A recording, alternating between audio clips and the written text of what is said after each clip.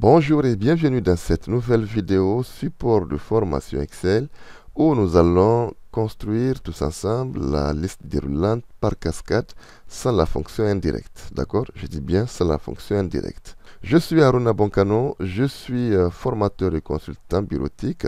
Donc si vous avez quelques problématiques dans vos fichiers Excel ou vous avez besoin d'une formation, n'hésitez pas à me contacter. Mes adresses sont affichées à l'écran. Pour illustrer cette démonstration, nous allons mettre en place un petit facturier automatisé. Et dans cette démonstration, nous allons travailler sur quelques fonctions d'Excel. Par exemple, la fonction équive, la fonction choisir, comme je l'ai dit, et la fonction recherche V. Je vous explique. Nous avons ici notre invoice template de la première feuille et là, de la deuxième feuille, nous avons la feuille liste. C'est ici que nous avons pratiquement les articles, d'accord? Les articles là, ils sont organisés par colonne. Nous avons premièrement la catégorie câble et ses éléments, d'accord? Description, prix unitaire. Ensuite, nous avons les cols, le prix unitaire, éclairage, prix unitaire, et les kits accessoires et leur prix unitaire. Je vais sélectionner toutes ces catégories et je vais en faire une liste déroulante. Je vais faire CTRL-C. Je viens de mon invoice template et je le colle ici, mais attention, je vais coller, clic droit, collage spécial. Alors je colle quoi? Les valeurs et je transpose les données. D'accord? Et là je fais OK. Je profite pour enlever le format de ces données-là, parce qu'on ne sait jamais, ça peut créer un petit problème. Alors, ici, comme vous le constatez, il y a de l'espace, donc c'est bon. J'ai ma petite plage de données. Je sélectionne toute cette partie-là, je fais onglet données, j'autorise une liste, et là je sélectionne ma plage que je viens de faire tout à l'heure. Et ma liste déroulante de catégories est créée normalement. Là, je peux sélectionner câble si je veux. Je peux sélectionner colle. Voilà, voilà. Je peux sélectionner kit accessoire. Très bien. Alors, cette fois-ci, je vais créer cette liste déroulante par cascade là. Je vous ai précisé, sans la fonction indirecte. Pour cela, je vais d'abord chercher le positionnement de chaque catégorie dans cette petite partie ici, que j'ai déjà créée au préalable. Ça veut dire quoi? Ça veut dire ici, si je sélectionne câble, alors il doit me renvoyer 1. Parce que tout simplement, câble se trouve à la première position dans cette petite base de données. D'accord? Si je sélectionne ici colle, alors il doit me balancer 2 ici. Parce que tout simplement, colle se trouve au numéro 2. Si je sélectionne kit accessoire, là, j'aurai 4. D'accord? Parce que kit accessoire se trouve à la 4e position dans cette partie-là. Pour cela, je vais utiliser la fonction équive. La fonction équive, c'est une fonction Excel qui nous permet de rapatrier le numéro de ligne par rapport à une donnée, tout simplement. Le premier argument, c'est la valeur cherchée. La valeur cherchée n'est rien d'autre que la catégorie que j'aurais choisie dans ma liste déroulante. Alors, je prends câble ici. Point virgule, le tableau de recherche, c'est bien évidemment dans cette petite partie-là. Point virgule, je prends 0 pour une correspondance exacte.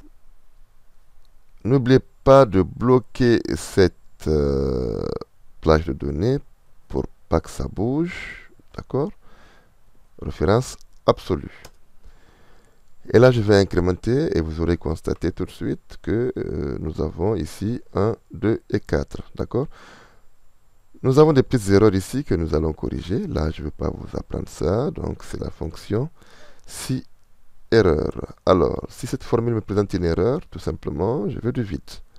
Et dans Excel, pour avoir du vide, on met du guillemets, guillemets. Donc, je ferme ma parenthèse, je fais CTRL entrée. Si je change colle en, je ne sais pas, kit accessoire ou éclairage, voilà, j'aurai 3. Très bien. Donc là, j'ai déjà préparé mon terrain, alors je vais tout simplement créer ma liste déroulante par cascade. Je sélectionne de C5 à C11. Je fais l'onglet Données. J'autorise une liste. Et là, je me positionne dans la partie source. Je vais créer ma fonction choisir. Alors, bon, de préférence, c'est de vous expliquer comment marche cette fonction. Je vais fermer cette boîte de dialogue là. Je vais me placer ici et je tape la fonction choisir. OK? Le numéro index, par exemple, je mettrai 1. OK. Si je mets 1, je dis tout simplement de me renvoyer la première valeur que j'aurais spécifiée dans ma formule. Donc ici, j'ai spécifié le numéro index qui est 1. Alors, pour passer au prochain argument, je fais point virgule. Pour la valeur 1, par exemple, tu me renvoies Ali.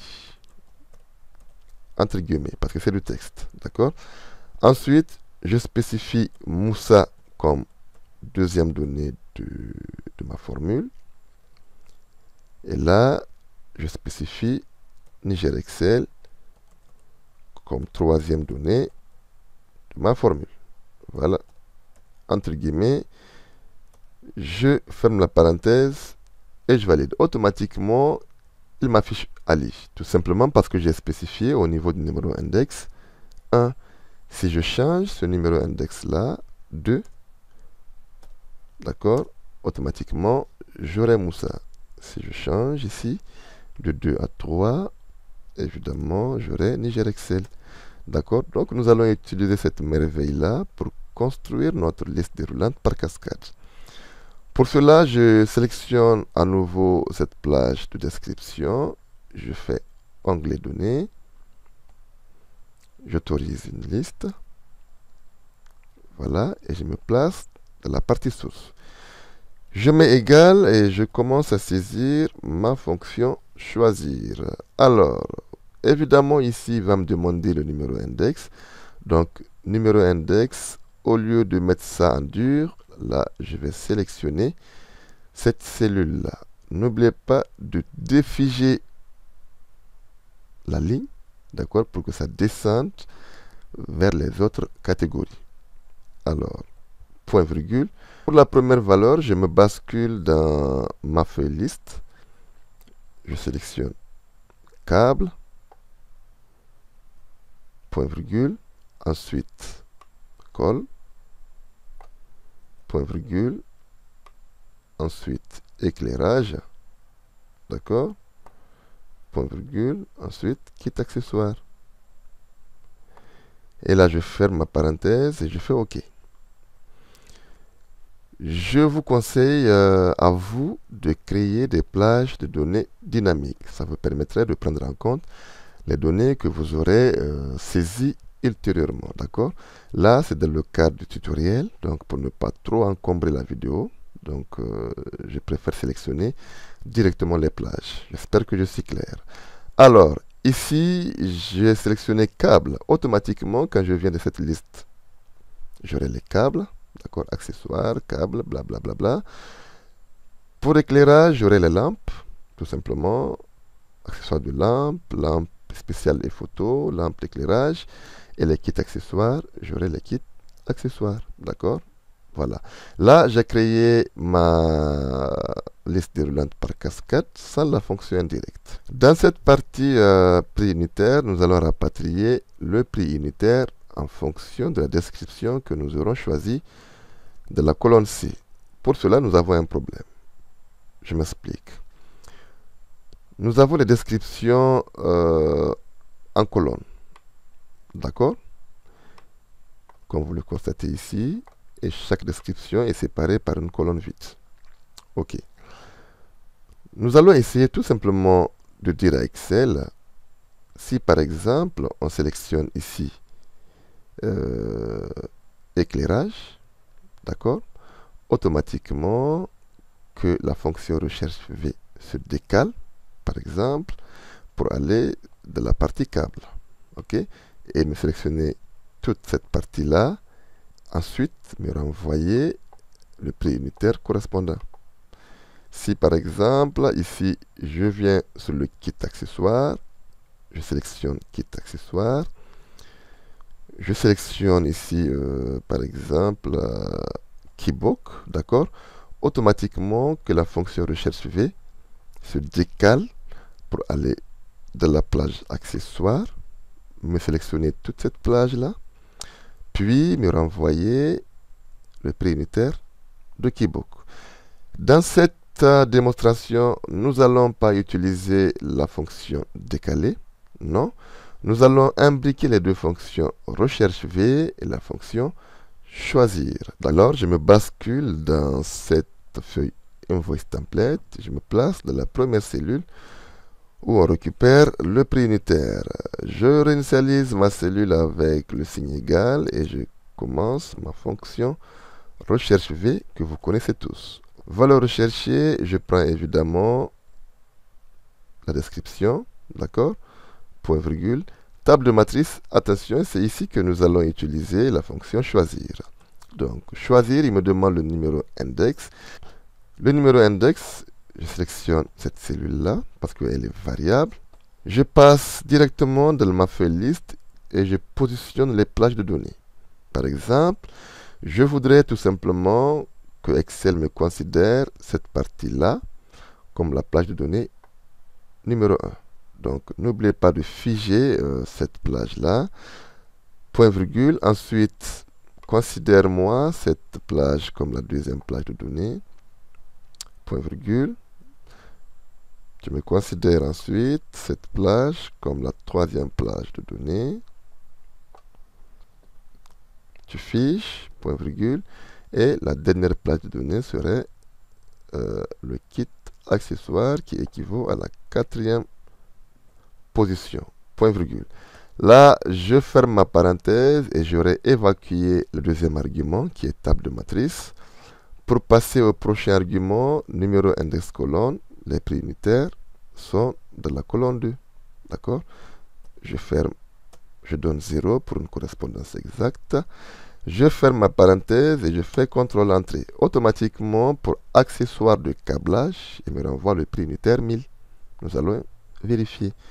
Donc, on va dans la liste, on prend câble, accessoire de câblage. Voilà, nous avons 1000. Si, par exemple, je change câble en colle, il y aura une erreur parce que je n'ai pas changé la description. Donc, je sélectionne nettoyant.